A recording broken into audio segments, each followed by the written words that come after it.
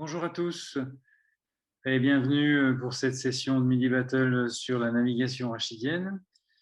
Donc, il s'agit ici d'exposer notre intérêt pour la navigation rachidienne à propos d'une expérience que nous avons à Grenoble sur une machine que vous connaissez peut-être, Essential Robotics, qui est un principe CBCT, c'est-à-dire ce sont des images compilées qui vont nous permettre de créer un volume tridimensionnel dans lequel nous allons pouvoir naviguer. Donc, la particularité de cette machine, c'est simplement que la référentielle de l'image, c'est-à-dire du volume 3D, est le même que la navigation, donc il y a un gain de temps. Voilà, les instruments sont calibrés par construction.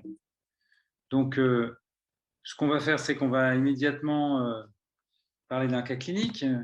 Voici ici une scoliose qui a été instrumentée un an auparavant. Il y a également eu une laminectomie qui a été réalisée pendant l'intervention. Vous voyez que le montage présente une zone de fragilité entre la fixation crâniale et la fixation caudale.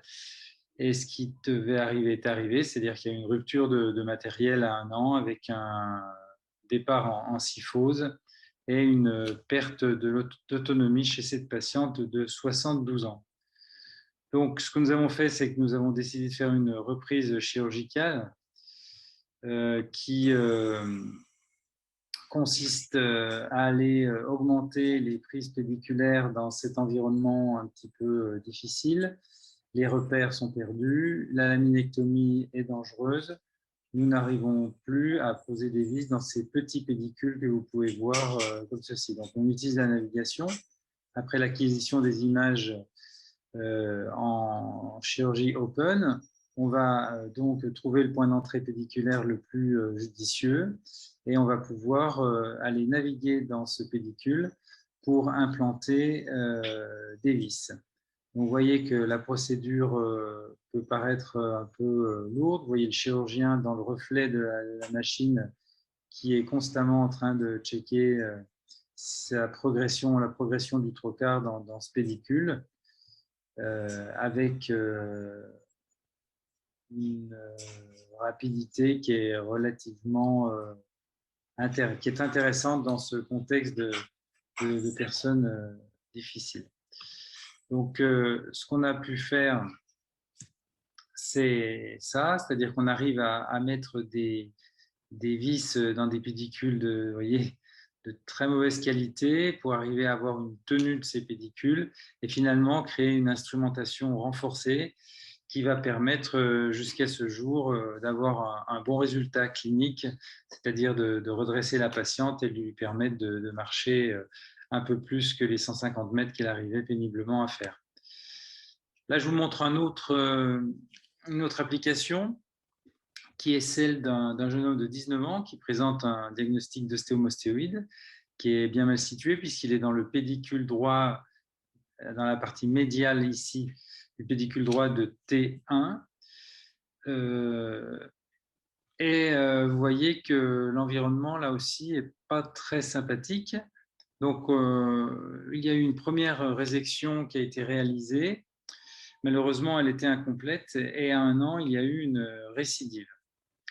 Donc, vous voyez ici la récidive sur le pédicule qui s'est épaissi et reconstitué. Donc, il a été décidé de faire une reprise chirurgicale avec la navigation pour trouver le meilleur angle d'attaque et le meilleur positionnement et surtout minimiser au maximum l'incision chirurgicale. Vous voyez la résection qui a été vraiment totale cette fois-ci, emportant une partie du corps de T1 et la fixation qui s'est faite pour renforcer le dispositif entre C7 et T2. Vous voyez ici l'implantation des vis dans les pédicules de T2 avec des vis un peu surdimensionnées pour éviter la casse, associées à une greffe contralatérale. Donc, ici, avec l'absence de récidive à un an, donc un résultat qu'on peut considérer comme satisfaisant. Donc, la précision, on a essayé de l'évaluer sur cette petite série qui a été publiée, qui nous montre qu'en fait, on a 95% de bon positionnement, donc la précision est au rendez-vous. On a par contre une irradiation qui est à évaluer. On s'est comparé à la littérature avec ce travail de l'école de Marseille qui nous montre une différence entre le OARM, qui est un CBCT, et l'AERO, qui est un MSCT, c'est-à-dire une multi-slice computer tomographie, proche de ce qu'on a quand on veut avoir un scanner diagnostique, avec, vous voyez, une grande différence. On a également essayé de voir, en faisant une étude expérimentale sur la dose effective pour la même procédure chirurgicale rachidienne lombaire entre le Surgivisio et le OARM. Et on s'est rendu compte qu'il y avait des grandes différences et que parfois on avait des facteurs de 6, comme dans ce papier, où un CBCT n'est pas forcément comparable à un autre, avec pourtant des soi-disant low doses pour ces 3D. Et vous voyez le passage de 2,41 millisieverts pour le OARM, même procédure, à 0,35 pour millisieverts pour le Surgivisio, avec la même résolution spatiale. Donc, je vais m'arrêter là parce qu'il faut discuter. La procédure standard, on la réalise avec ces machines. On réalise également des procédures percutanées qui sont quand même une augmentation de ce qu'on peut faire par rapport aux procédures ouvertes et standards. La précision est en rendez-vous.